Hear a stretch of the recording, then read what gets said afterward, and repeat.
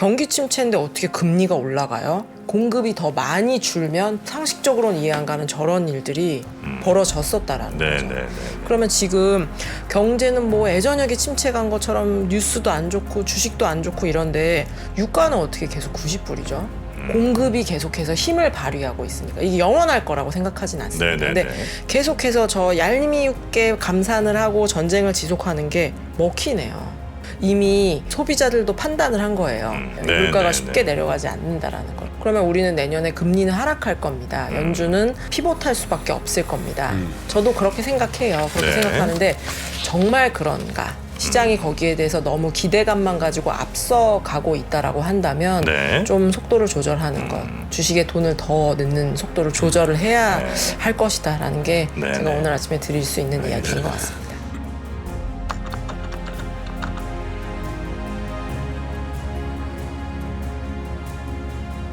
오늘 목요일은 우리 김효진 연구위원과 함께하겠습니다. 어서 오십시오. 어서 오세요. 네, 안녕하세요. KB증권 김효진입니다. 네, 반갑습니다. 오늘 대학생 같은 풋풋한 느낌으로 오늘 좀 와주셨네요. 내용이 풋풋하지가 않아서 큰일이네요. 아, 그렇습니까? 네. 3학년 누나 같은데. 네. 자, 그럼 누나한테 한번 오늘 내용이 뭔지 유가 관련된 얘기부터 시작하는군요. 이제 오늘 내용 이제 오늘 밤에 미국 물가가 발표되다 보니 그게 뭐 기대감들은 되게 많이 낮춰 놓으신 것 같긴 해요. 물가가 어젯밤에 생산자 물가도 높게 나왔고 그리고 최근에 휘발유 가격도 올라가서 예상치 상회할 가능성이 좀 높지 않겠어? 이제라는 이야기인데 저도 뭐 크게 다르게 생각하진 않습니다. 근데 오늘 이제 뭐 제가 물가 이야기도 살짝 짚어드릴 거고요. 그리고 연준의 피봇이 정말로 우리가 기대를 해도 될까? 한번 점검해 볼 필요가 있는 것 같아요. 근데 이게 그냥 뭐 이렇게 될 것 같고요, 저렇게 될 것 같고요 하면서 지금 우리가 시간이 너무 많이 흘렀잖아요. 그래서 될 것 같고 말고 뭐 좀 계산할 수 있는 거 없을까? 그래서 계산을 한 거를 좀 가지고 왔고요. 결론은 뭐 그겁니다. 금리 하락하는 거 보고 들어가도 늦지 않다. 그러니까 너무 이 기대감 가지고 계속 진입했다가 또 한 번 실망하고 진입했다 실망하고 지금 투자자 여러분들 그렇죠. 계속 이제 그런 흐름인데 금리가 떨어지고 나서 들어가도 늦지 않다라는 게 오늘 좀 드리고 싶은 말씀입니다. 차근히 좀 차트를 한번 볼까요? 이 첫 번째 차트를 보시면은 이거 최근에 미국의 휘발유 가격입니다. 전쟁도 전쟁이고 오펙 감산이 먹히고 있어요. 그래서 제가 계속해서 유가에 대해서는 유가 하락하는 거 에너지 가격이죠. 에너지 가격 하락하는 걸 굉장히 기다리는데 이게 좀처럼 떨어지지 않네요. 라는 말씀을 이제 계속해서 드릴 수밖에 없는 상황인데 이거를 반영하면서 저 꼬리 부분 이게 휘발유 가격이 2018년부터 차트인데 쭉 떨어지다가 꽤 되게 빠르게 내려왔었어요. 그래서 물가를 누르는 역할들을 했었는데 지금 한 달 전이죠. 한 달 전 정도부터 미국의 휘발유 가격은 다시 올라가고 있습니다. 그래서 이런 부분들은 아마 이 컨센서스에 아마 많이 반영이 되었을 텐데 이 오펙이 계속해서 감산을 하고 있잖아요. 전쟁도 더 흉흉한 이야기들이 사실 감산도 많이 해요. 예, 이런 게 드리고 있고 전에 이제 감산을 했던 사례들을 보면은 경제가 안 좋아질 때 감산을 하면은 단기 반등에 그치는 경우가 사실은 많았어요. 근데 이제 우리 하루하루를 맞이하는 투자자 여러분들한테는 이게 단기 반등, 유가의 아무리 단기 반등이고 내려갈 거야라고 해도 계속 유가가 운이 좋게라는 표현이 좀 이상하네요. 70불대 언저리까지 하락하면 감산을 하고 다시 90불까지 올리고 다시 80불대 초반 갔다 90불까지 올리고 좀 얄밉죠. 근데 그런 것들이 먹히는 그런 유가의 흐름들이 나타나고 있습니다. 그래서 물가가 하락하는데도 사실 지난 몇 달 동안은 유가가 많이 물가를 깎아먹었었거든요. 그런데 이번 달에는 이제 유가, 휘발유 가격, 뭐 운송 이런 것들도 좀 올라갔을 가능성들이 지금은 좀 높은 상황입니다. 네, 그러면 지금 이제 8.1 정도가 아마 CPI 소비자 물가지수 8.1% 정도가 지금 컨센이라고 하는데 어쩌면 유가가 얘를 조금 더 위 방향으로 올렸을 가능성도 있겠군요. 있죠. 그리고 뭐 저희가 다른 것들도 예측하기 쉽지는 않습니다만 유가 같은 경우에는 플러스도 같다, 마이너스도 같다 하기 때문에 이거 움직이는 거에 따라서 물가가 플러스도 같다, 마이너스도 같다. 되게 다른 거에 비해서 우리 기름 들어갈 때마다 달라지잖아요. 그래서 이제 영향도 많이 주는데 좀 이렇게 소비자 물가를 더 무겁게 하는, 더 밀어 올리는 쪽으로 유가는 반응했을 가능성도 높습니다. 이 유가는 사실은 과거의 데이터잖아요. 그래서 과거의 데이터이기 때문에 시장에서 금리에도 그리고 우리가 물가의 컨센서스라는 거에도 반응을 조금씩 했었을 겁니다. 근데 제가 오늘 하나 조금 더 같이 보여드리고 싶은 차트는 이런 차트예요. 차트가 되게 지저분해 보이지만 저희가 그 스티키한 물가를 여러 번 얘기했었죠. 네. 스티키한 물가 여러 번 얘기했었는데 그러니까 저희가 뭐 버스 요금, 보험료, 그리고 뭐 미장원 네. 이런 것들은 저희가 휘발유는 갈 때마다 가격이 변하지만 오르내리지만 어떨 때는 머리 깎을 때 2만 원이고 어떨 땐 18,000원이고 뭐 25,000원이고 그렇지 않잖아요. 네. 그래서 이게 좀 더디 바뀌는 그런 물가들입니다. 그래서 이 차트를 한번 눈으로 쭉 보시면 이 끄트머리부터 한번 보실까요? 최근에 많이 올라왔죠. 이게 거의 1990년 이후부터는 이게 그냥 전월비거든요. 지글지글지글 하기만 하지 이렇게 뭐가 딱히 올라가지도 않고 내려가지도 않고. 그래서 굉장히 이제 스테디한 이제 흐름들을 보였는데 최근에 꼬리를 보시면 이렇게 탁 치고 올라갔죠. 네, 그러니까 네. 두 프로님은 대표님이니까 아실 거예요. 기업의 상황이 안 좋아진다고 3%는 엄청 잘 되시지만 기업의 상황이 안 좋아진다고 하더라도 네. 직원들은 월세도 올라가고 밥값도 올라가는데 월급을 올려주세요. 그럼 어느 정도 타협을 할 수밖에 없잖아요. 월급 올려주고. 그럴 땐 네, 저희는 울어버립니다. 직원 앞에서 울어버려요. 지금도 눈가가 좀 촉촉하신 것 같긴 한데. 그러면 그 말이 쏙 들어. 예, 그래서 지금 네. 이제 물가가 이렇게 그리고 올라가는데 뒷수습은 내가 에이. 너무 진담이셔서 저 약간 좀 놀랐네요. 근데 이제 최근에 스티키한 물가가 많이 올라갔던 거는 네. 차트를 여러 번 보셨을 거예요. 제가 조금 더 저러면 안 되는데라고 하는 거는 바로 이 1970년대입니다. 다시 한번 차트를 보시고요. 이 70년대를 한번 확대해서 우리가 한번 보죠.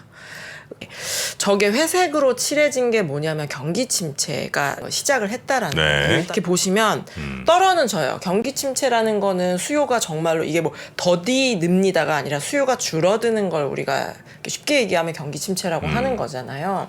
그래서 물가가 떨어지긴 하는데 경기 침체대 그렇다고 물가가 이렇게 확 떨어지는 건 아니에요. 이게 좋은 관성이 있고 안 그랬으면 하는 관성이 있죠. 근데 네. 물가가 딱 저런 것 같습니다. 그래서 이제 70년대 초반에 있었던 경기 침체에서도 저 스티키한 물가도 서서히 떨어지지만 정말 서서히라는 단어가 어울릴 정도로 특히 경기 침체 진입 초반에는 계속해서 높은 수준을 유지해요. 조금 더 라고 하는 건 이제 두 번째 회색으로 칠해진 여기를 한번 보시겠어요? 저 때 이제 1차 오일 쇼크가 나서 경제가 마이너스 성장폭이 굉장히 깊었습니다. 그런데 우리가 계속해서 이야기하고 있는 저 끈적끈적한 물가가 좀 떨어지는 것 같다가 다시 올라가네요. 이게 지금 전월비인 거죠? 전월비예요. 뭐 전년동월비 기저효과 이런 거 아니고요. 네. 이번 달에 0.5%, 그 다음 달에 0.6%로 0.7% 오르고 약간 복리와 같아서 전월비가 저렇게 계속 올라갔다라는 거는 우리가 전년동월비로 보는 소비자 물가는 정말 많이 올라갔다라는 이야기가 됩니다. 네. 그래서 경기 침체가 뭐 한 1년, 2년 정도 진행이 됐는데도 저 끈적끈적한 물가가 오히려 더 치고 올라가요. 너무 골치 아프죠. 그래서 우리가 이제 많이 생각하는 거는 경제가 그래도 좀 안 좋아질 거고 물가도 어찌됐던지 간에 내려갈 거 아닙니까? 저도 올라갈 거라고 생각은 안 하는데 그 속도가 도대체 어디까지 기대감을 낮춰야 합니까? 라는 이야기가 어울릴 정도로 저런 것들이 끈적끈적한 물가 쉽사리 내려가지도 않고 80년대 초반은 계속 올라갔어요. 경기 침체가 계속 진행되는 가운데서도 저희 계속 올라갔고 저희가 그냥 뭐 끈적끈적한 물가입니다 이렇게 이야기하지만 경제학 이제 교수님분들이 학자분들이 막 연구한 걸 보면 우리가 인플레이션 기대 심리라는 단어를 그래도 한 2년 전부터 많이 썼던 것 같아요. 예. 근데 사실 인플레이션 기대 심리가 뭐죠? 잘 이렇게 딱 부러지게 정의하기는 어렵잖아요. 그냥 물가가 올라갈 것 같은 그 느낌적인 느낌인데 그게 한번 깨어나면 저렇게 수요가 줄어들고 누가 봐도 마이너스 성장이고 신문 1면에는 맨날 어두운 이야기만 나왔을 거 아니에요. 그런데도 나는 가격을 올려받아야겠어. 가격을 올려서 팔아야겠어. 나는 임금을 올려받아야겠어라는 이 마음들이 쉽사리 그렇게 우리가 생각하는 것처럼 수요가 줄어들었으니까 가격이 떨어지고 이렇게 뭔가 이렇게 착착착 돌아가는 그런 흐름들은 나타나지 않을 가능성들이 있다라는 거고 그래서 최근에 이제 미국 물가에 대해서도 이제 뭐 쉽게 잡힐 거라고 생각하시는 분들은 굉장히 적어졌어요. 안타깝게도 적어졌는데 최근에 이제 연준에서도 더욱 호키시한 단어들이 나오고 있습니다. 그리고 어제 아침에 뉴스 3에서도 전달을 해드렸는데 적게 행동했을 경우 그러니까 금리를 적게 올렸을 때 리스크가 더 크다. 금리를 높게 올려서 하다못해 경제가 좀 데미지를 입는다. 여러분들이 고통을 받는다고 하더라도 금리를 낮게 올려서 물가가 굉장히 오래 지속되면 그게 더 우리한테는 마이너스가 크다라고 우린 생각한다라는 게 사실은 어제 발표되었던 FOMC에서 가장 조금 뜨아한 내용이었는데 이 70년대 끈적끈적한 물가들이 저렇게 계속해서 올라가는 거를 보면서 아마 연준 위원들도 약간 금융시장이 안 좋은 전의를 다지시는 것 같아요. 네, 그래서 당장 이번 달 물가도 그렇지만 내년에 경기 침체가 정말로 올 거다라고 이야기하시는 분들 더 많아졌죠. 거기에는 이론이 없을 정도, 재론이 없을 정도로 많아지셨는데 경기 침체 이꼴 물가 안정이라고 생각을 아직도 그래도 우리는 본능적으로 하게 되는 것 같아요. 이런 것들을 조금 기대를 또 낮추고 하는 작업들을 우리가 지금 어쩔 수 없이 하고 있다라는 이야기를 좀 다시 한번 드려야지 될 것 같습니다. 근데 이제 그 7, 80년대 이렇게 간 것이 물가가 간 게요. 그때는 이제 뭐 예를 들어 물가 올라가면 야 우리 임금 올려줘. 왜냐면 이제 물가가 모든 게 올라갔으니까 우리도 임금이 올라가야 살 거 아니냐. 임금 올려주면 또 다시 이제 물가 올라가. 왜냐면 이제 생산 원가가 비싸질 테니까. 그런 이제 악순환이 어쩔 수 없이 이제 돌아가야 되는 상황이었다면 이게 이제 2000년 이게 뭐 90년대 후반 2000년대 오면서 이제 세계화되면서 그 고리가 하나 끊어진 거잖아요. 아무리 저 임금을 올려주려고 해도 공장에서 생산된 물건이 중국에서 확 들어와 버리니까 그냥 별로 물가가 안 올라가는 현상이 이제 쭉 이어졌다가 지금 최근에는 이제 그게 약간 좀 찌긋찌긋하면서 이제 다시 올라가는 거잖아요. 이게 그렇다고 지금 이제 약간 문제 생겼다고 중국 물건이나 뭐 딴 나라에서 만든 물건 이제 딱 끊을 것도 아니고 그러니까 그 순환 고리가 이제는 끊어지거나 혹은 매우 약해지지 않았나. 정확한 분석이신 것 그렇습니까? 같아요. 네, 정확합니다. 아유, 고맙습니다. 정확한 분석이시고 그래서 맨 처음에 이렇게 물가가 올라갈 거에 대해서 그럼 다시 얘기를 돌아가 보죠. 지난 얘기긴 하지만 물가가 왜 이렇게 높아질 거라는 거를 사전에 감지하지 못했을까? 그리고 심지어 물가가 막 올라가고 있는데도 이거는 왜 일시적이라고 사람들이 많이 생각을 했을까? 왜냐면 지난 20, 30년 동안의 데이터가 수요가 안 좋아지면 가격이 낮아져. 라는 지난 20, 30년 동안의 데이터가 있었기 때문에 되게 우리가 강력하게 이야기할 수 있었던 것 같아요. 근데 가장 큰 차이가 그럼 뭘까? 20, 30년 동안에는 수요가 안 좋아지면 가격이 그래도 빠르게 잡히는 모습이 보였는데 왜 지금은 안 잡힐 거라고 이야기를 할까?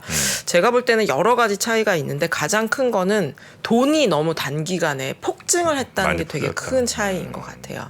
큰 차이고 두 번째는 임금.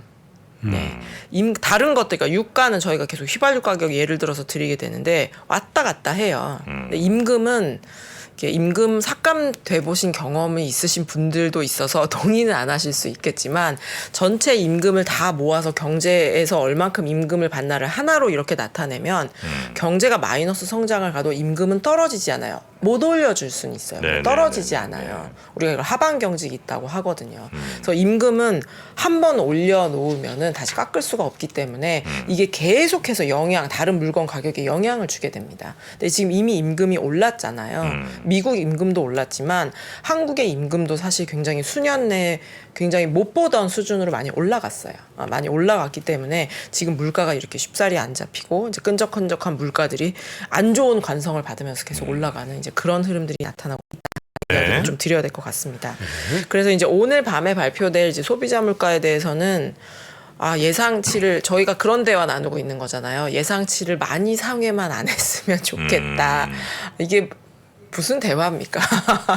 네, 이제 그런 정도까지 지금 현 상황이 이제 오고 있다라는 이야기를 조금 드려야지 될 것 같고, 그래서 이제 미국의 금리가 다시 4% 언저리까지 올라갔어요. 4% 이제 언저리까지 올라간 상황이고, 이 소비자 물가가 높게 나올 거에 대해서 이제 선반영들도 조금 하고 있습니다만 이게 이제 쉽사리 내려갈 만한 환경은 아니다라는 이야기를 좀 드리도록 하겠습니다.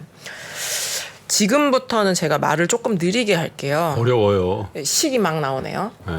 그냥 제가 말로 저 식 안 보셔도 됩니다. 제가 이야기로 드릴게요. 제가 테일러 룰이라는 거는 두세 번 이야기를 드린 적이 있었던 것 같아요. 테일러라는 교수님이 만든 룰이다. 실업률하고 물가하고 요 두 개의 경제 지표를 넣어가지고 미국의 기준금리는 적정한 금리는 몇 프로여야 돼? 이거를 계산하는 식이에요. 저 식이라고 써 있는 걸 보면 막 알 나오고 파이 나오고 막 머리가 좀 아프긴 한데 네. 저게 사실은 손으로 계산할 수 있습니다. 예, 제가 뭐 그래서가 아니라 그냥 이렇게 숫자를 R은 얼마야? 그럼 물가는 얼마야? 이걸 넣어서 이렇게 더하기 빼기 하면 곱하기 하면 나와요. 네. 저게 되게 파워풀했던 거는 90년대부터 이제 2010년도까지 되게 잘 쓰였는데 간단하다. 라는 게 제가 볼 때는 하나의 되게 중요한 포인트였었고 두 번째 되게 중요한 포인트는 여기 한국에 지금 여의도에 앉아있는 김효진하고요. 저 멀리 미국의 파월 총재님하고 계산한 값이 같아요. 그렇겠죠. 다른 식이 네. 없으니까. 네. 그러면 모두가 계산한 값이 같으면 어떤가요? 야, 너 금리 얼마 올릴 것 같냐? 계산해보니까 50bp던데 50bp 올리지 않겠어요? 그러니까 금융시장이 제일 싫어하는 건 불확실성이잖아요. 컨센서스가 모이고 나면 가격에 반영하기 때문에 왈가왈부할 필요가 없습니다. 네. 일어나지 않은 일도 과거의 일처럼 돼버리죠. 그래서 이 테일러 룰이라는 게 그림을 한번 다시 띄워봐 주시면은 이렇게 눈으로 앞에서부터 쭉 보시면 저게 한 90년대부터 2010년도까지는 물론 이 테일러 룰보다 기준금리를 높게 가져갈 때도 있었고 낮게 가져갈 때도 있었어요. 그런데 이 쭉 움직이는 걸 보시면 거의 일치해요. 네네네. 거의 일치하고 특히 이제 2000년대 후반 때는 거의 레벨까지 같을 정도로 굉장히 이게 잘 쓰였었죠. 네. 잘 쓰였었는데 2010년 그럼 지금도 저거 쓰면 되잖아요. 근데 2010년대로 오면서 저희가 이 비전통적인 통화 정책 QE라는 거를 하게 됩니다. QE라는 거를 하게 되고 글로벌 저물가 경제는 뭐 이렇게 그럭저럭 나쁘지 않은데 물가 상승률이 너무 낮다 보니 이 테일러 룰이라는 게 되게 예전의 이야기가 돼버렸어요. 네. 예, 역사 속에 사라졌다. 라고 약간 과장해서도 이야기할 정도로 할 수 있었을 것 같습니다. 그래서 지금 테일러 룰로 현재 미국 금리가 얼마여야 됩니까? 계산을 해보면 9.7%가 10% 나와요. 나오더라고요. 예, 10%가 나와요. 그러니까 어떻게 좀 조절을 한다고 해도 쓸 수가 없죠. 근데 제가 왜 자꾸 못 쓰는 이 테일러를 가지고 나와서 말씀을 드리냐면 올해 왜 그렇게 사람들이 많이 우왕좌왕했을까? 작년에도 마찬가지죠. 뭔가 그게 그 공식이 꼭 맞진 않는다고 하더라도 모두가 비슷한 공식으로 기준금리를 계산할 수 있었으면 이렇게 혼란스럽진 않았을 것 같아요. 설사 기준금리가 5%까지 올라야 됩니다. 0%일 때도 5%까지 올라야 됩니다라고 모두 동의를 했다면 어떡하지라고 했지만 빠르게 우리가 대응을 할 수 있었을 것 같아요. 근데 그렇죠. 0%인데 2%까지 올려요? 2%까지 너무 단숨에 가고 3%, 4%, 5% 이렇게 올라가니까 이거 계속 올리는 거 아니야? 그러니까 이렇게 대중이 좀 없죠. 대중이 없다는 게 가장 큰 문제였었던 것 같고 제가 지금부터 말씀드리는 게 더 포인트예요. 제가 저희 팀 동료들하고 힘을 합해서 테일러를 업데이트 버전을 만들었어요. 네. 만드는 과정은 저희 KB증권 홈페이지에 오셔서 보고서를 보시면 됩니다. 표진룰 아니에요? 예. 표진룰? 네. 그래서 2015년 이후에도 저 테일러를 업데이트 버전으로 기준금리를 설명할 수 있게끔 업데이트 버전을 만들었어요.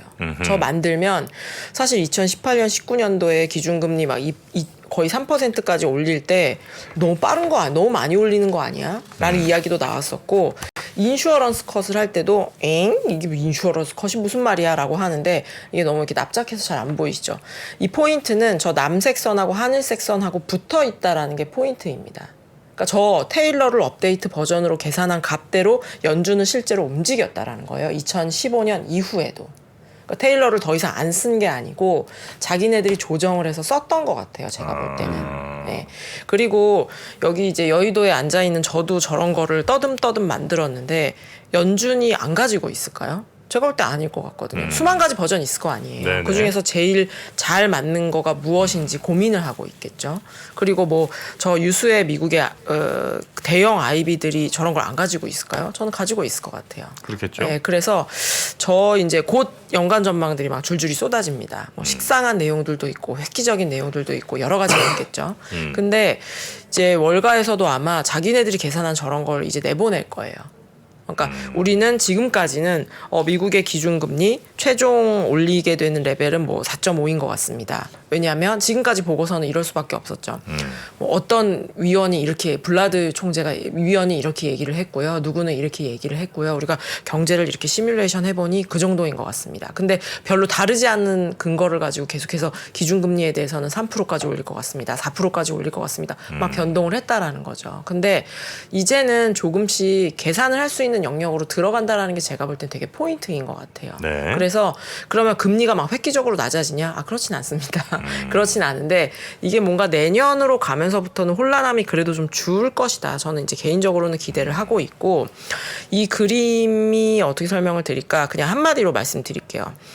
지금까지 나온 8월 숫자를 넣으면 적정금리는 제가 아무리 업데이트 버전이라고 하더라도 기준금리는 7.7%가 계산이 됩니다. 지금으로부터 거의 더블이죠. 업데이트 버전으로 계산해도 예, 업데이트 버전으로 해도 이제 7%입니다. 실업률이 뭐 거의 사상 최저이고 물가도 8%이기 때문에 아무리 저걸 조정을 한다고 해도 저 정도 숫자가 나와요. 나오는데 그러면 우리가 여기 딱 저 첫 번째 7.15라는 숫자를 보고 생각을 해야 될 것은 연준의 피봇 기대, 연준이 통화 정책을 조금씩 그래도 수정해 나갈 거야라는 기대는 좀 정말 기대일 수 있겠구나. 저 기대를 너무 확대 해석하지는 말아야겠다. 연준 위원들이 자기네들도 계산을 해보니 아직 갈 길이 멀었기 때문에 저렇게 매파적으로 이야기하다라는 거고 네. 저 숫자를 쭉쭉쭉쭉쭉 보시면 내년 3분기, 2분기에서 3분기로 넘어가는 시점이 되면은 5에서 4% 중반 이하로 미국에 필요한 적정 금리가 낮아지게 돼요. 그러니까 우리가 전 차트는 잘 볼 줄 모르지만 골든 크로스죠. 미국이 4.75까지 금리를 올린다고 치고 네. 내년 봄이 되면 미국 경제에 필요한 기준금리가 4.75보다 드디어 낮아지게 됩니다. 이 말은 연준이 뭐 데이터를 보고 하면 늦다, 데이터 디펜던트가 도대체 무슨 말이냐 여러 가지 의견들이 있지만 지금 물가가 이렇게 높아질 걸 몰랐기 때문에 물가가 확실히 잡힐 때까지 네. 그리고 물가하고 실업률로 계산한 그 어떤 값이 정말로 이제 금리를 우리가 그만 올리거나 내려도 될 거라는 시그널이 나오기 전까지는 연준은 쉽게 움직이진 않을 거예요. 그래서 필요한 것은 경제 환경이 제공해주는 명분입니다. 네. 명분인데 그 명분이 내년 봄이 되면 정말로 생겨나기 시작해요. 생겨나기 시작하고 거듭 말씀드리지만 여기에서 제가 뭐 테일러 룰이 어쩌고 내년 봄은 너무 멀어 보이고 여러 가지 이야기들이 생각이 드실 수도 있을 것 같은데 이제 계산을 할 수 있다는 걸 저는 되게 강조드리고 싶어요. 되게 들으시면서 안 와닿으실 수도 있을 것 같아요. 맨날 틀린데 뭐 계산하면 맞대 라고 이야기를 생각하실 수도 있을 것 같은데 네, 올해 뭐 11월, 12월에 대해서 연간전망 막 나오겠죠. 그럼 이 비슷한 표들을 아마 보시게 될 것 같아요, 저는. 보시게 될 것 같고, 이제 계산할 수 있어요. 그러니까 만약에 그러면 미국 물가가 지금까지는 미국 물가가 4%고 실업률이 그럼 4.5%면 기준금리 몇이어야 돼? 답을 할 수 없었어요. 숫자가 막 8%, 막 7% 이렇게 나오니까. 근데 저희가 공을 들여서 업데이트 버전, 테일러를 같은 업데이트 버전을 만들어 놓으니 여기서 더해보면 되거든요. 4에서 4.5면 5%. 그럼 물가가 만약에 3.5까지 떨어지면 실업률이 4%면 4.75. 이렇게 숫자가 뿅뿅 나와요. 그래서 내년에는 이렇게 기준금리에 대해서 어떤 사람은 10%라고 얘기하고 어떤 사람은 인하를 얘기하고 이런 혼란들은 조금씩 줄어들지 않을까라는 생각을 합니다. 이게 네. 공식이라는 게 네. 무슨 수학의 절대 공식도 아니고 그냥 결국 연준의 가장 큰 목표인 물가랑 고용 두 개의 가장 최적화된 금리를 구하는 공식일 거 아니에요. 네. 근데 이제 현상의 공식을 숫자를 맞춰야지 숫자의 현상을 맞출 수는 없잖아요. 그렇죠. 근데 예를 들어서 물가 뭐 고용률 이 정도 됐을 때 뭐 적정 금리가 뭐 7.5%로 나왔다 치더라도 한 5%만 금리 했는데도 벌써 현상들이 쫙쫙쫙 정리가 되면 적정 금리라는 건 매우 의미 없는 일인 거 아닙니까? 되게 정확한 지적이신 것 같아요. 아유, 고맙습니다. 자, 두 개 했습니다. 저는 형님 가만히 계시죠? 아무것도 안 하십니까? 아니 나는 뭐 듣는 것만으로 좋게. 네. 아니 졸고 있다는데 안 좁니다, 저. 빠져 있는 거예요. 이제 이번 달 물가는 8%고 실업률은 3.5%이니까 7.5인데 내년처럼 숫자가 확확 바뀔 땐 사실 그 달의 숫자를 넣기는 어렵죠. 그러면 이제 내년에 평균적으로 물가가 얼마이냐, 평균적으로 실업률이 얼마이냐, 거기에 맞춰서 통화 정책을 바꿔서 할 수는 있겠죠. 그렇겠죠. 네, 그렇게 할 수는 있고, 지금처럼 물가가 계속 고공행진을 할 때는 이 숫자들이 한 달마다 확확 변했기 때문에 이 공식을 쓰기가 어려웠어요. 네네. 그런데 물가도 더 치고 더디 내려오는 게 우리가 좀 답답하기는 합니다만 일단 방향은 아래쪽으로 잡았고, 네. 그리고 지금부터는 물가 전망이 그렇게 올해 어긋났던 것처럼 내년에는 그렇게 많이 어긋날 것 같진 않아요. 그래서 이런 것들을 보면은 이제 뭔가 저 이코노미스트들이 얘기하는 공식은 나는 모르겠고 그러면 컨센서스는 좀 모일 수 있다라는 거네. 그거 하나만 좀 기억하고 가시면 어떨까 이제라는 생각들이 듭니다. 네네. 그래서 이런 것들을 아마 저만 만들면은 사실 의미가 없어요. 여기서 제가 여의도에서 막 업데이트 버전을 만들었습니다. 이게 뭐 무슨 의미가 있겠어요. 근데 네네네. 회사들마다 아마 열심히 만들고 있을 거예요. 제가 볼 때는. 그러면 이제 한마디씩 얘기를 하겠죠. 숫자가 굉장히 다르진 않을 거예요. 저희가 이게 맘대로 만든 게 아니라 연준이 뭐 자연 이자율에 대해서는 이런 보고서를 냈고 어떤 거는 이렇게 보고를 했고 레퍼런스를 막 되게 여러 개 읽고 만들었기 때문에 아마 이제 월가에서도 이런 비슷한 걸 만들고 내년에 우리가 생각하는 기준금리의 경로는 이렇다. 근데 물가가 바뀌면 예전에는 그럼 더 올리겠죠, 뭐. 이제 이런 의미였다라고 한다면은 네. 물가가 이렇게 올라가면 기준금리 이렇게 변할 겁니다. 이제 근거를 가지고 더 이야기할 수 있지 않을까 이제라는 생각이고 이 테일러 룰은 제가 다시 한번 리마인드를 해서 나중에 이야기 드릴 일이 있을 거예요. 그래서 오늘은 이거를 다 풀리 이해하지 못하신다고 하더라도 내년 봄은 뭐 멀어 보이기도 합니다. 그래서 네. 지금 당장 이 피봇 기대감에 그럼 주식을 다시 조금 비중을 늘려볼까라는 거는 조금 섣부르다. 네, 아주 좋은 판단은 아닌 것 같다라는 이야기가 좀 메인으로 드리고 싶었던 거고 네.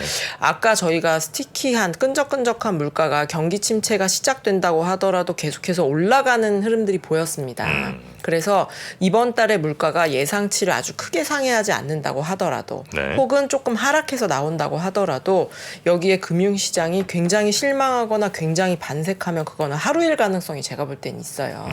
제가 아까 맨 처음에 제가 오늘 여러 가지 복잡한 이야기를 드릴 텐데 금리가 하락하는 거를 보고 들어가도 그렇게 늦을 것 같지는 않습니다. 라는 이야기를 드렸는데 이제 왜 이런 이야기를 드렸냐면 들어간다는 게 주식시장에? 네네 주식시장에 네. 이 차트를 보시겠어요? 아까 그 끈적끈적한 물가하고 그렇게 크게 벗어나지는 않는 차트인 것 같아요.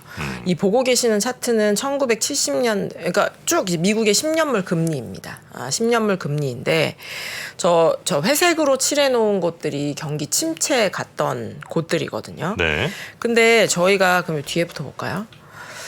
뭐 2008년에도 그렇고요. 뭐 2001년에도 그렇고 90년대에도 그렇고 경기 침체가 시작되거나 혹은 시작되기 전부터 금리는 하락을 했죠. 그러니까 경제가 이제 안 좋아지는 게 눈에 보이니까 그거에 반응을 하면서 물가도 같이 낮아졌잖아요. 그래서 그거를 보면서 국채 금리는 이렇게 하락하는 모습들을 나타냈어요. 네. 그러면서 경제가 안 좋아지니까 당장 금리가 하락한다고 주식이 반등하지는 못해도 경제 침체가 이게 조금 정리가 되고 난 이후에 딱 보니까 금리가 막 예를 들어 반토막으로 낮아져 있어. 네. 그러면 지금 밸류에이션 좀 싼 거 아니야? 이런 생각들을 하면서 주식이 다시 반등하고 유동성도 중앙은행이 공급을 해주고 이제 이런 흐름들을 우리가 반복적으로 봐왔었던 거죠. 그러면은 이게 과연 70년대 얘기 그만했으면 좋겠는데 70년대에도 경기 침체가 시작되면 금리가 바로 내려갔을까라고 하면 그렇진 않아요. 네. 저 70년대 첫 번째 회색으로 칠해진 곳에 저 파란색 선을 보시면 내려가긴 내려가요. 근데 경기 침체가 한 중반까지 진행될 때도 이렇게 그닥 내려가진 않습니다. 그리고 내려가는 폭이 굉장히 좀 이후에 내려가도 좀 작죠. 오히려 경기 침체가 끝난 다음에 내려가는 그런 모습들도 보이기도 하고요. 그럼 1차 오일 쇼크가 있었던 1973년부터 75년 동안 한 2년 정도 경기 침체였는데 저 때는 오히려 금리가 경기 침체임에도 불구하고 금리가 더 올라가는 거의 1년이 넘게 올라가는 그림이 저희가 확인이 됩니다. 80년대 저긴 되게 짧긴 합니다만 순간적으로 금리가 더 올라갔고 80년대에 가서는 이제 경기 침체가 시작되면서 금리가 그래도 유의미하게 내려오는 모습들이 나타났죠. 이때는 경기 침체인데 왜 금리 왜 올렸어요? 금리를 올린 게 아니고요. 금리가 국채 10년물 금리가 올라간 거예요. 그 기준금리는 그러면 안 올렸는데 저 때는 뭐 엄청 기준금리로 하지는 않았었는데 예, 경제가 안 좋은 만큼 수요도 안 좋아지고 사실 물가도 좀 이게 우리가 눈으로 보는 물가는 내려왔습니다만 앞에서 말씀드린 것처럼 저 끈적끈적한 물가들은 계속 올랐고요. 그러니까 그런 거를 보면서 이게 경제 안 좋아진 거는 알겠다. 근데 이게 물가가 끝이 난 게 맞아? 그러면 국채 금리가 하락하는 게 맞아? 라는 생각들을 사람들이 좀 많이 했었던 것 같아요. 네. 그래서 제가 말씀드리고 싶은 포인트는 지금 이제 모든 투자자분들이 미국 금리, 뭐 영국 금리 할 것 없이 금리가 좀 안정되기를 그리고 막 엄청 하락하는 것까지는 기대는 안 해도 4% 미국 금리 4% 찍고 내려왔었는데 저게 고점이 맞겠지라는 생각들을 가장 많이 하시는 것 같아요. 그래서 이 그래프는 혹시 이런 그래프는 아니에요? 그러니까 70년대, 80년대 초중반을 정점으로 이제 사실 크게 보자면 그때까지는 계속 올라가잖아요. 그리고 80년대 초중반 지나면서 이때 계속 내려가잖아요. 그게 이제 미국이 70년대 그래도 80년대 초까지는 성장에 대한 믿음 혹은 뭐 제조업이 어쨌든 전 세계 최강국이었으니까 거기에 대해서 이제 뭐 경제가 좋든 안 좋든 침체가 오든 어쨌든 이제 우리는 계속 성장한다는 그 믿음으로 계속 금리는 이제 올라갔다가 일본이나 뭐 이런 데가 막 등장하고 또 나중에 중국 등장하고 하면서 점점 그냥 이렇게 쭉 추락하는 거 아닌가? 그래서 이거는 침체인데도 불구하고 금리가 올라갔어요. 혹은 뒤에는 뭐 침체 때 또 금리가 내려서 이렇게 해석해야 되는 게 아니고 그냥 큰 그림상 미국 경제가 완전히 제조업의 정점 한번 찍었다가 내려오는 그 금리 상황을 보여주는 건 혹시 아닌가 하는. 오늘 너무 인사이트 넘치셔가지고. 인사이트 인사이트 정이라고 불러주십시오. 고맙습니다. 제가 어떻게 대답을 해야지. 인프로입니다. 인프로. 사실은 이 미국 10년물 금리 하나 가지고 뭐 몇 시간 이야기하실 수 있는 분들도 많으실 것 같아요. 근데 이렇게만 좀 이야기를 드릴게요. 제가 한 몇 달 전인지 기억이 이제 안 난다. 물가를 볼 때 제가 뭐 하이에크 뭐 이런 경제학자들 이야기 드리면서 우리는 수요를 중심에 놓고 이야기를 되게 많이 하는데 팬데믹 이후에 제가 보고서에 가장 많이 쓴 단어가 공급인 것 같습니다. 공급이 제대로 되고 있는지 였던 것 같고 수요도 물론 굉장히 중요합니다만 공급이 이제 원활하게 되는지 공급에 의해서 가격이 좌우되는 게 훨씬 중요해졌으니 공급을 한번 같이 보시죠. 이런 이야기를 드렸던 것 같습니다. 저 80년대 때는 글로벌 뭐 우루과이 라운드 이런 것부터 시작해서 WTO 이런 게 가트 기업이 이제 새록새록 나시죠. 이런 게 가면서 글로벌 무역의 자유도가 확 높아졌었을 때예요. 이 말은 막 중국도 성장하고 일본도 성장하고 수요가 많아졌네요. 수요 많아진 것도 있는데 싼 물건들의 공급이 굉장히 원활했었을 시기였습니다. 근데 70년대에는 어떤 상황이었냐면 곡물 쇼크, 오일 쇼크 두 번의 오일 쇼크가 있었잖아요. 에너지의 공급이 잘 안 됐던 시기였었어요. 그래서 사람들이 수요가 좋건 나쁘건 공급의 눈치를 계속해서 볼 수밖에 없는 상황이었었던 거죠. 그래서 경기 침체인데 어떻게 금리가 올라가요? 왜냐하면 공급이 더 많이 줄면 저런 우리가 상식적으로는 이해 안 가는 저런 일들이 벌어졌었다라는 거죠. 그러면 지금 경제는 뭐 예전역에 침체 간 것처럼 뉴스도 안 좋고 주식도 안 좋고 이런데 유가는 어떻게 계속 90불이죠? 공급이 계속해서 힘을 발휘하고 있으니까 이게 영원할 거라고 생각하진 않습니다. 근데 계속해서 저 얄미우게 감산을 하고 전쟁을 지속하는 게 먹히네요. 그게 돈이 많아서 그렇건 정말로 뭐 독과점 시장이어서 그런 어쨌든지 유가로 보면 우리가 가격이 그게 먹히고 있네요. 그래서 제가 왜 70년대 이야기를 드리냐면 70년대는 공급이 굉장히 키였어요. 칼자루를 쥔 사람이 공급을 하는 사람이었어요. 네, 정말 쇼크잖아요. 전 세계를 올킬하는. 지금은 그거보다 뭐 미국에서도 쉐일이 나고 어디서도 뭐가 나고 그래서 이렇게 오랫동안 지속될 거라고 생각 안 해요. 생각 안 하고 그러니까 유가도 130불에서 90불까지 어떻게 내려온 거죠. 내려온 건데 지금 우리가 오늘 내일 굉장히 단기적으로 대응을 할 수밖에 없는 상황인데 여전히 제가 볼 때는 공급이 칼자루를 쥐고 있어요. 그래서 공급이 칼자루를 쥐었던 70년대하고 제가 볼 땐 금리도 비슷하게 움직이고 있는 거예요. 통화 정책도 공급이 칼자루를 쥐고 있고 저 유가 에너지 가격이 드라마틱하게 빠지지 않는다라고 한다면 섣불리 물러설 수가 없고 이미 저 공급이 칼자루를 쥔 상황에서 이 소비자들도 판단을 한 거예요. 물가 이거 내려가기 쉽지 않겠네. 그러면 월급 올려달라고 해야겠네. 그게 뭐 우리가 뭐 엄청 고상한 영어 뭐 이렇게 경제학 용어를 쓰지만 사람들은 되게 잘 알고 있는 거예요. 네, 물가가 네, 쉽게 네. 내려가지 않는다라는 걸. 근데 그런 게 굉장히 비슷하게 있었던 게 1970년대이고 그래서 저희가 여러 가지 뭐 차트를 뭐 여러 가지 보여드리지만 이렇게 자꾸 70년대에 끈적끈적한 물가가 어라 잘 안 하락하네. 그거를 보면서 어라 금리도 경기 침체인데 막 올라갈 수도 있어. 그러면 우리는 내년에 금리는 하락할 겁니다. 연준은 여차저차 이야기하지만 피봇할 수밖에 없을 겁니다. 저도 그렇게 생각해요. 그렇게 네. 생각하는데 정말 그런가? 시장이 거기에 대해서 너무 기대감만 가지고 앞서가고 있다라고 한다면 네. 좀 속도를 조절하는 것, 주식에 돈을 더 넣는 속도를 조절을 해야 네. 할 것이다라는 게 네, 제가 네. 오늘 아침에 드릴 수 있는 이야기인 것 같습니다. 저 칭찬 좀 부탁드리겠습니다. 예, 그리고 동시에 좀 이 네. 학생 좀 혼내주세요. 1시간 내내 아무 얘기도 안 하고 있다. 오일 쇼크 같은 거? 이거 한마디 하고. 아니 그럼 오랜만에 얘기하니까 목도 잠기잖아요. 오일 쇼크 아니라 같은 거? 내일 시험 보는 사람은 네. 경청하지 질문 안 합니다. 아 그래요? 내일 시험 보러 가는데 뭔 질문이야? 지금 우리 김효진 위원 딱 복장 상태나 저 메모를 보세요. 왜요? 네? 쪽집게 과외 선생님이 지금 쪽집게 과외 하는데 지금 시간당 얼마를 줬는데 지금 질문을 해요. 네, 알겠습니다. 아 이게 다 기출 문제로 해가지고 시험에 나와야 될 텐데요. 네. 아 진짜 딱 이미지가 네. 진짜 딱 쪽집게 있잖아. 네. 안경 자주 써야지 되겠네요. S대 그 서울대 선생님. 언니가 또 누나 갔다 와서 네. 엄마가 딱 불러가지고 김 선생님 끝나고 좀 봐요. 네, 네, 네. 아, 이런 느낌이잖아. 아유, 그 스카이 선생님들, 예, 또 그것도 광고 끊겼나? 아니 뭐 지금 이제 끊긴 것 같긴 한데요. 아, 그래도 또 해드려야죠. 뭐였지? 그 설탭, 설탭, 아, 네, 설탭. 설탭이라고 있습니다. 요즘 광고를 내가 저 기억을 못해요. 탱고픽 때문에. 영진아 그것 때문에. 다른 거 다 기억을 못해. 정프로 그것 때문에. 신라젠 사러 간다. 이제 오늘 한번 네, 오늘 다시 재개된다는데 어떻게 되는지 한번 보겠습니다. 자, 오늘 함께해 주신 KB증권의 김효진 연구원님 대단히 고맙습니다. 네, 감사합니다. 통찰은 관찰에서 나오고 관찰은 관심에서 시작됩니다.